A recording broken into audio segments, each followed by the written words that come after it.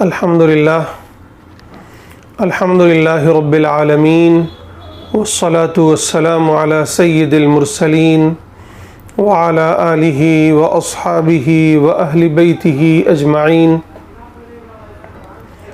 أعوذ بالله من الشيطان الرجيم. بسم الله الرحمن الرحيم.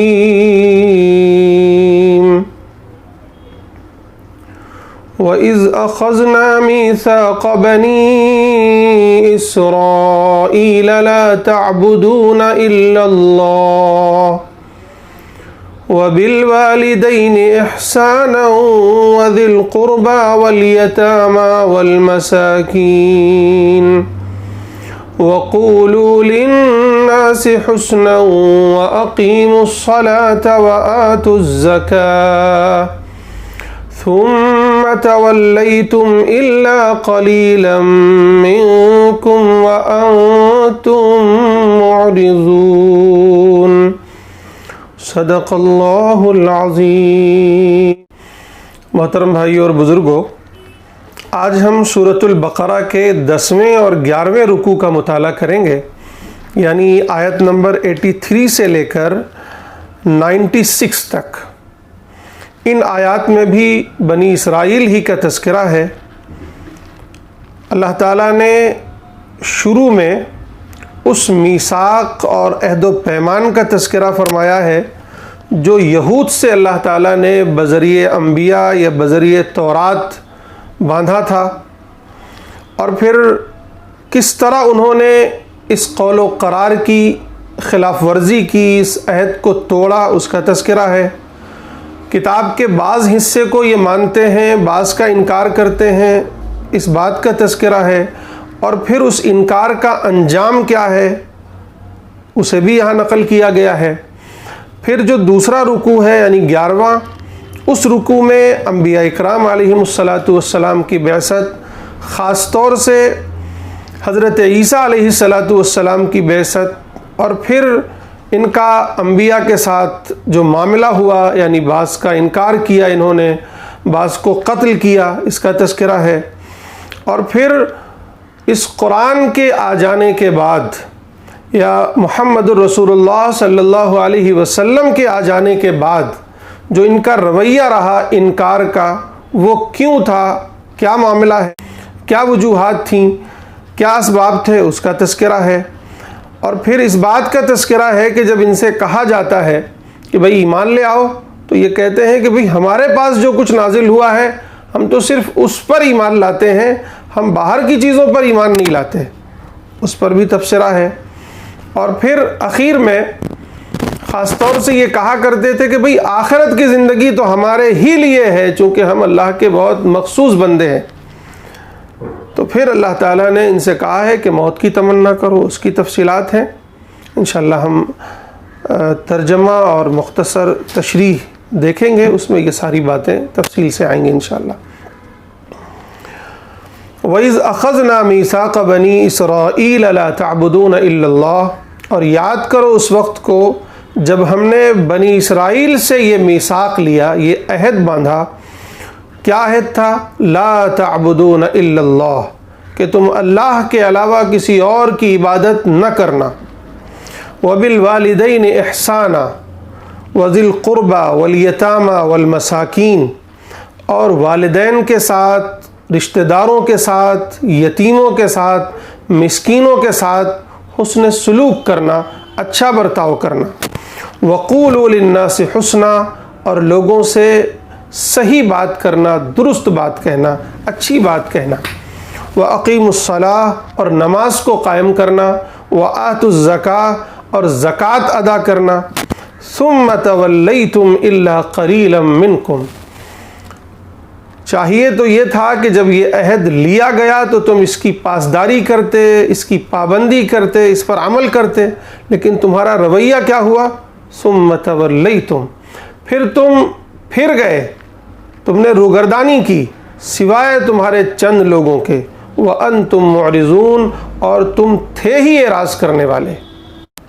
وَإِذْ أَخَذْنَا مِيثَاقَكُمْ لَا تَسْفِكُونَ دِمَاءَكُمْ وَلَا تُخْرِجُونَ أَنفُسَكُمْ مِنْ دِيَارِكُمْ ثُمَّ أَقْرَرْتُمْ وَأَنْتُمْ تَشْهَدُونَ، اور یاد کرو اس وقت کو جب ہم نے تم سے میثاق لیا، یہ عہد لیا کہ تم آپس میں ایک دوسرے کا خون نہیں بہاؤ گے اور نہ ہی کسی کو اپنے گھروں سے نکالو گے، ان کے گھروں سے نکالو گے۔ یہ عہد لیا تو یہ یک طرفہ عہد نہیں تھا، بلکہ ثم اقررتم، تم نے اس کا اقرار کیا تھا، وانتم تشہدون، اور تم اس کے خود گواہ تھے۔ یعنی یہ اقرار لیا گیا تھا کہ آپس میں نہ ایک دوسرے کا خون بہاؤ گے، نہ ایک دوسرے کو گھروں سے نکالو گے، اور انہوں نے یہ اقرار قبول کیا تھا اور اس کے خود یہ گواہ تھے۔ لیکن ہوا کیا؟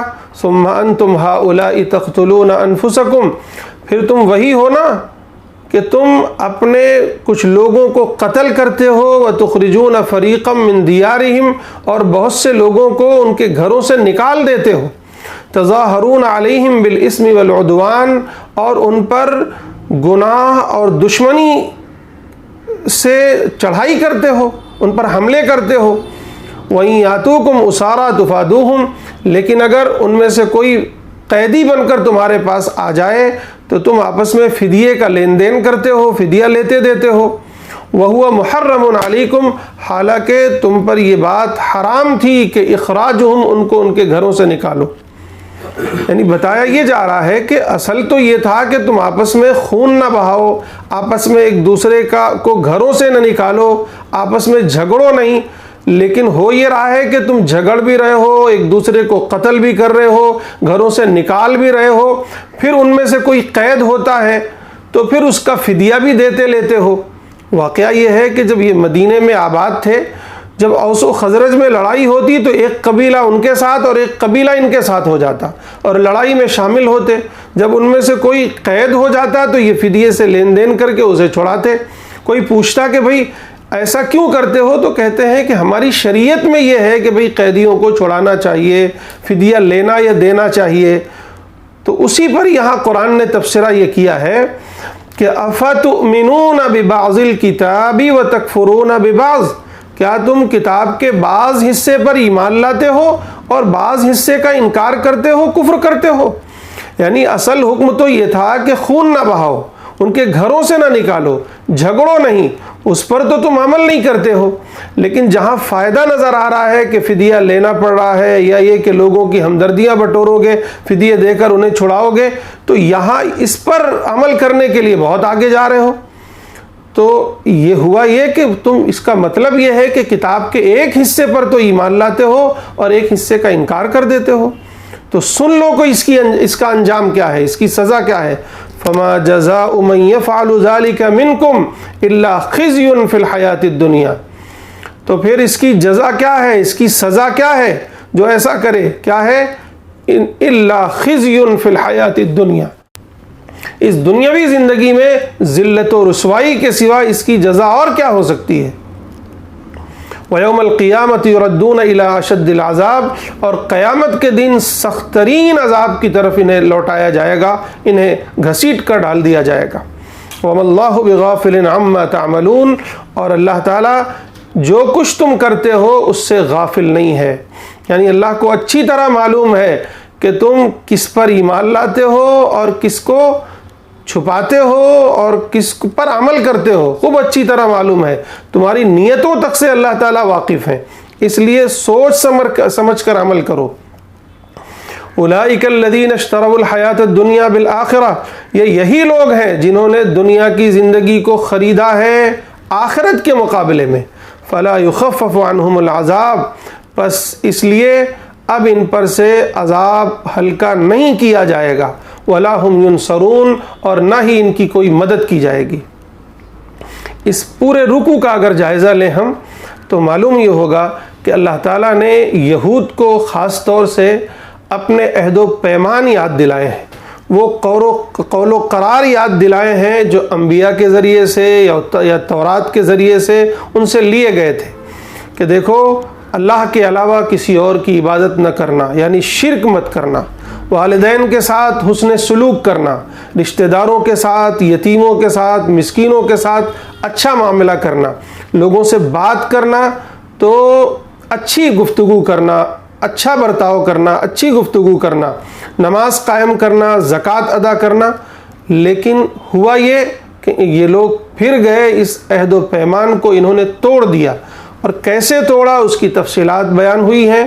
اور پھر خاص طور سے اس بات کی طرف اشارہ ہے کہ دیکھو تم کتاب کو ماننے کا دعویٰ کرتے ہو، لیکن تمہاری حالت یہ ہے کتاب کے بعض حصے پر تو تم ایمان کا دعویٰ کرتے ہو، عمل کا دعویٰ کرتے ہو، اسے دکھاتے ہو لوگوں کے سامنے ہم تو کتاب پر عمل کر رہے ہیں، لیکن ایک بڑا حصہ وہ ہوتا ہے جس کا تم انکار کر دیتے ہو، جھٹلا دیتے ہو، تو تمہارا انجام اس دنیا میں یہ ہے کہ تم ذلیل و رسوا ہوگے، اور آخرت میں سخت ترین عذاب تمہیں ملے گا۔ اس رکوع کی روشنی میں اگر ہم اور آپ اپنا جائزہ لیں تو غور کریں کہ یہ عہد و پیمان یا یہ قول و قرار صرف یہود سے نہیں تھا۔ کیا یہ قرآن اس بات کا عہد و پیمان ہم سے نہیں لیتا؟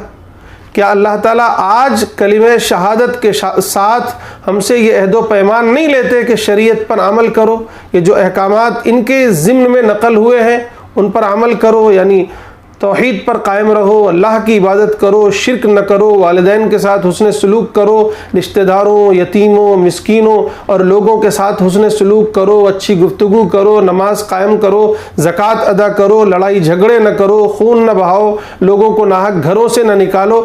کیا یہ عہد و پیمان آج ہم سے نہیں ہے؟ ہم سے بھی ہے، لیکن ہو کیا رہا ہے؟ ہم بھی وہی کر رہے ہیں جو یہود کر رہے تھے۔ نتیجہ کیا ہے؟ گویا ہم بھی آج قرآن کے بعض حصوں کو تو مضبوطی سے تھامے ہوئے ہیں، ان پر عمل کرتے ہیں، ان پر ایمان لاتے ہیں، اور ایک بڑے حصے کو ہم بھی جھٹلا رہے ہیں، ہم بھی ان پر عمل نہیں کر رہے ہیں۔ زبان سے نہ بھی جھٹلاتے ہوں تو ہمارے عمل گواہ ہیں کہ ہم انہیں جھٹلا رہے ہیں۔ نتیجہ کیا ہو رہا ہے؟ انجام کیا ہو رہا ہے؟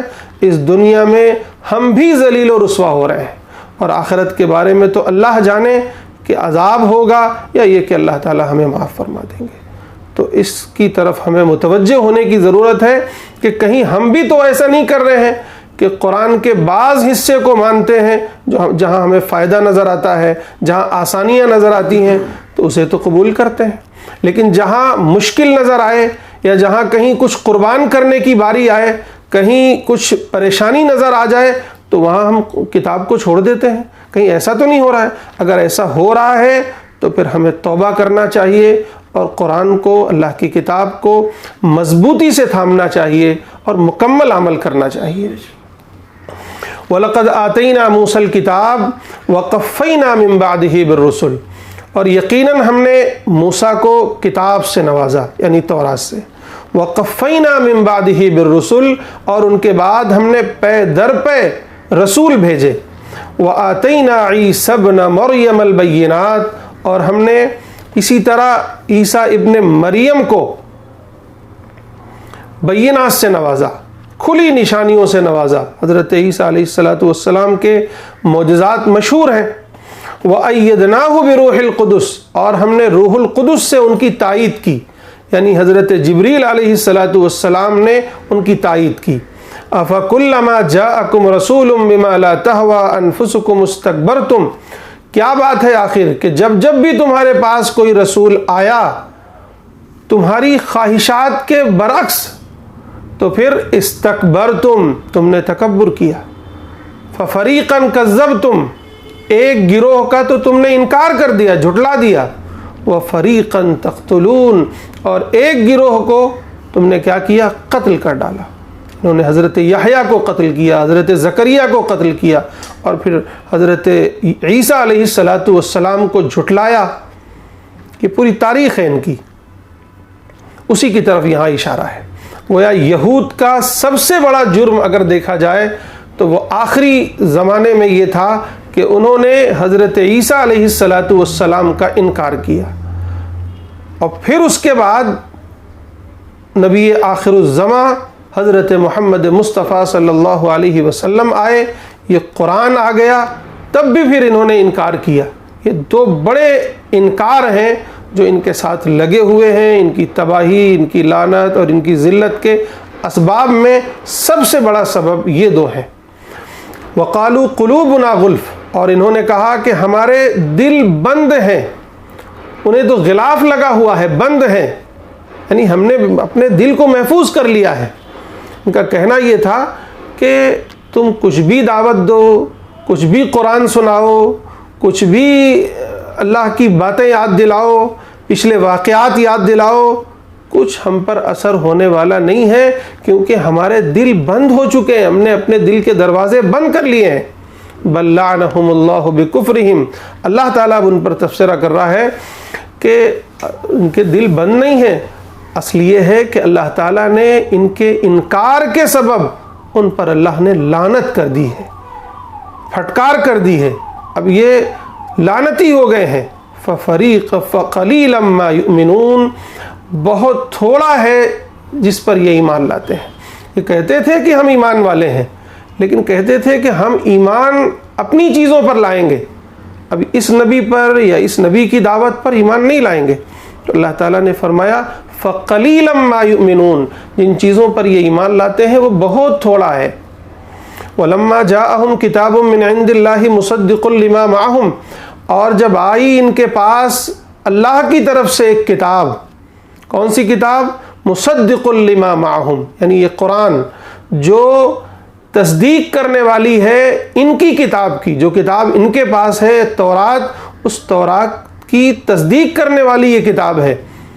جب ان کے پاس آ گئی وَكَانُوا مِن قَبْلُ يَسْتَفْتِحُونَ عَلَى الَّذِينَ كَفَرُوا، حالانکہ یہ لوگ اس سے پہلے فتح کی دعائیں کرتے تھے، فتح کی دعائیں کرتے تھے کہ اے اللہ وہ نبی آخر الزماں کو بھیج دے، اس نبی کو بھیج دے جس کے بارے میں تورات میں تو نے جس کا تذکرہ کیا ہے، جس کی پیشین گوئی ہے، یہ دعائیں کرتے تھے اللہ ان کو بھیج دے، ہم پھر اس کے ساتھ رہیں گے، اس کا ساتھ دیں گے اور اس کے ذریعے سے پوری دنیا کی قوموں پر غالب آئیں گے، یہ دعائیں کرتے تھے اور لوگوں کو تانے بھی دیا کرتے تھے، باور کراتے تھے، لوگوں سنو، ابھی ٹھہرو، رکے رہو، وہ نبی آخر الزماں آنے والے ہیں، ہم ان کے ساتھ تم پر فتح حاصل کریں گے۔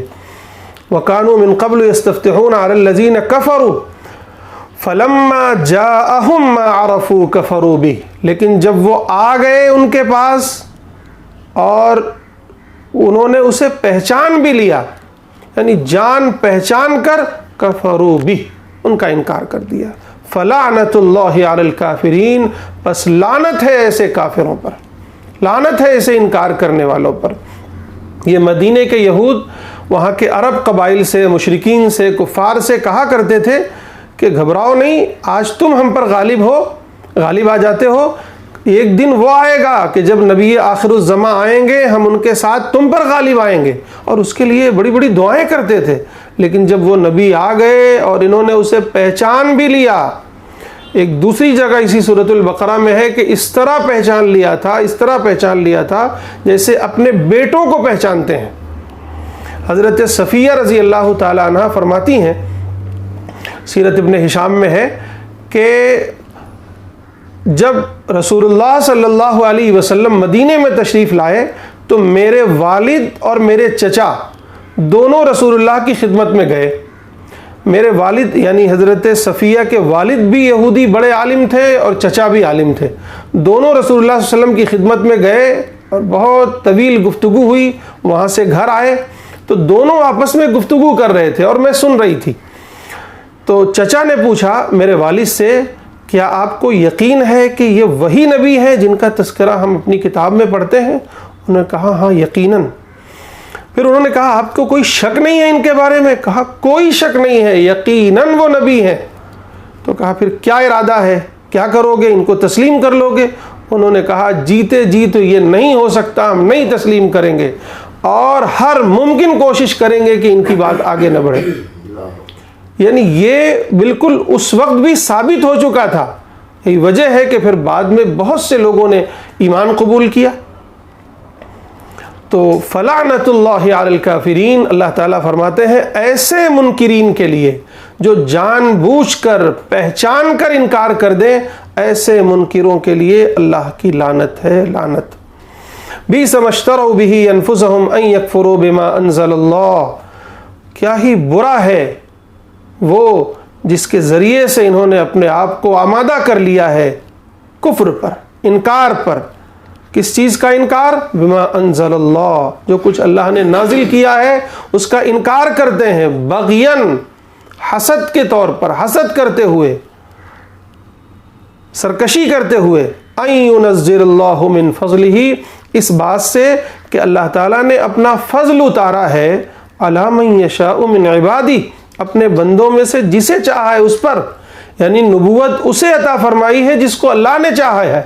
ان کو چاہیے تھا کہ ان کی مرضی سے اللہ تعالیٰ ان کے قبیلے میں یا ان کی قوم میں، بنی اسرائیلیوں میں نبی بناتے، لیکن اللہ نے جس کو چاہا نبی بنایا، تو اس کی وجہ سے یہ حسد کرتے ہیں اور کفر کرتے ہیں اور اپنے آپ کو آمادہ کرتے ہیں کہ کفر کریں، انکار کریں۔ اللہ تعالیٰ کہہ رہے ہیں یہ آمادہ کرنا یہ ایسا ہی ہے جیسے کہ انہوں نے اپنے آپ کو خرید لیا ہے، بیچ دیا ہے کفر کے عوض، تو یہ بہت برا ہے ان کے لیے۔ فباؤوا بغضب علی غضب، تو یہ مستحق ہو گئے غضب بالائے غضب کے، یعنی اللہ کا غضب ہی غضب ان پر ہے اب۔ وَلِلْكَافِرِينَ عَذَابٌ مُّهِينٌ، اور ایسے انکار کرنے والوں، ایسے کافروں کے لیے ذلیل کر دینے والا، توہین آمیز عذاب ہے، عذاب مہین۔ وَإِذَا قِيلَ لَهُمْ آمِنُوا بِمَا أَنزَلَ اللَّهُ، اور جب ان سے کہا جاتا ہے کہ ایمان لے آؤ اس چیز پر جس کو اللہ تعالیٰ نے نازل کیا ہے، قالوا، یہ کہتے ہیں، نؤمن بما انزل علینا، ہم ایمان لاتے ہیں اس چیز پر جو ہم پر نازل ہوا ہے، وَيَكْفُرُونَ بِمَا وَرَاءَ، اور یہ انکار کر دیتے ہیں جو اس کے علاوہ ہے، وَهُوَ الْحَقُّ مُصَدِّقًا لِمَا مَعَهُمْ، حالانکہ وہ برحق ہے، مصدقا لما معہم، جو کچھ ان کے پاس نازل ہوا ہے، ان کے پاس ہے، اسی کی تصدیق کرنے والا ہے، لیکن پھر بھی یہ انکار کرتے ہیں۔ قل، اے نبی آپ کہہ دیجئے، اگر کہتے ہو کہ ہم صرف اسی پر ایمان لاتے ہیں جو ہم پر نازل ہوا ہے، تو آخر یہ بتاؤ، فَلِمَ تَقْتُلُونَ أَنْبِيَاءَ اللَّهِ مِنْ قَبْلِ، تم نے انبیاء کا قتل آخر کیوں کیا پھر اس سے پہلے؟ ان کنتم مؤمنین، اگر تم سچے مومن تھے، اگر واقعی سچے مومن تھے تو تم نے انبیاء کا قتل کیوں کیا، انہیں مارا کیوں تم نے؟ وَلَمَّا جَاءَكُم مُوسَى بِالْبَيِّنَاتِ، وَلَقَدْ جَاءَكُم مُوسَى بِالْبَيِّنَاتِ، اور یقیناً تمہارے پاس موسیٰ علیہ السلام آئے، بالبینات، کھلی ہوئی نشانیاں لے کر، لیکن پھر کیا ہوا؟ ثُمَّ اتَّخَذْتُمُ الْعِجْلَ مِن بَعْدِهِ، پھر تم نے بچڑے کو معبود بنا لیا ان کے پیچھے۔ اگر واقعی ایمان رکھتے تو ایسا کرتے۔ وَأَنْتُمْ ظَالِمُونَ، صحیح بات تو یہ ہے کہ تم ظالم ہو، تم حد سے تجاوز کرنے والے ہو۔ وَإِذْ أَخَذْنَا مِيثَاقَكُمْ، اور یاد کرو اس وقت کو جب ہم نے تم سے یہ میثاق لیا تھا، یہ عہد لیا تھا، کیا؟ وَرَفَعْنَا فَوْقَكُمُ الطُّورَ، اور ہم نے تمہارے اوپر طور پہاڑ کو بلند کر دیا تھا۔ کیا عہد لیا تھا؟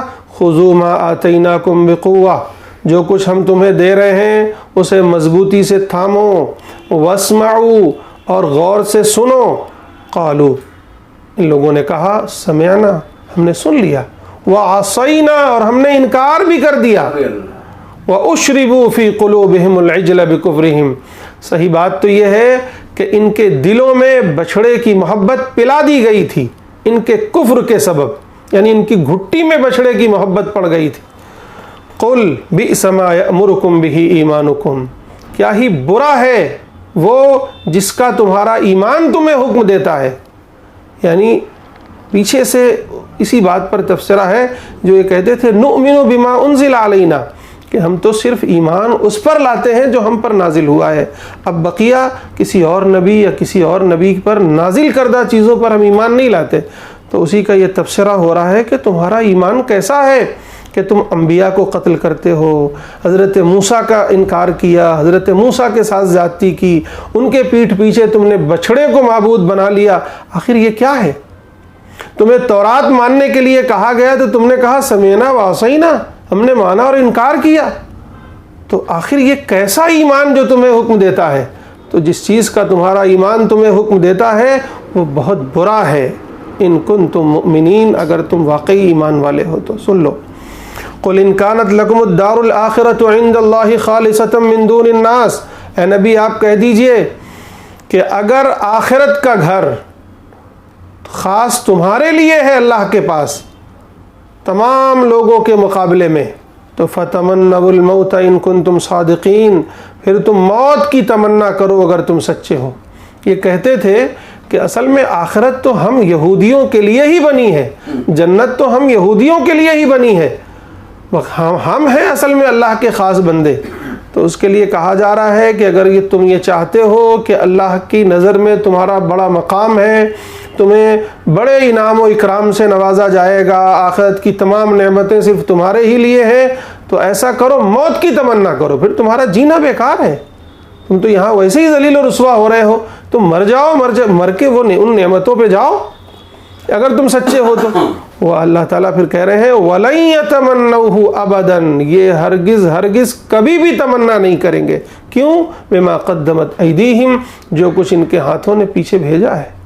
انہیں معلوم ہے کیا کیا گل کھلائے ہیں انہوں نے، کیا کیا کرتوت کیے ہیں انہوں نے، انہیں اچھی طرح معلوم ہے، اور اس کا انجام بھی انہیں معلوم ہے، اس لیے تمنا نہیں کر سکتے۔ واللہ علیم بالظالمین، اور اللہ تعالیٰ ایسے ظالموں سے اچھی طرح واقف ہے۔ وَلَتَجِدَنَّهُمْ أَحْرَصَ النَّاسِ عَلَىٰ حَيَاةٍ، اور اے نبی آپ انہیں لوگوں میں سب سے زیادہ زندگی کا حریص پائیں گے، سب سے زیادہ۔ وَمِنَ الَّذِينَ أَشْرَكُوا، یہاں تک کہ مشرکوں سے بھی زیادہ یہ حریص ہیں اپنی زندگی کے۔ يَوَدُّ أَحَدُهُمْ لَوْ يُعَمَّرُ أَلْفَ سَنَةٍ، ان میں کا ایک ایک شخص یہ تمنا کرتا ہے کہ کاش کہ 1000 سال زندگی ہو جائے، 1000 سال جینا ہو جائے۔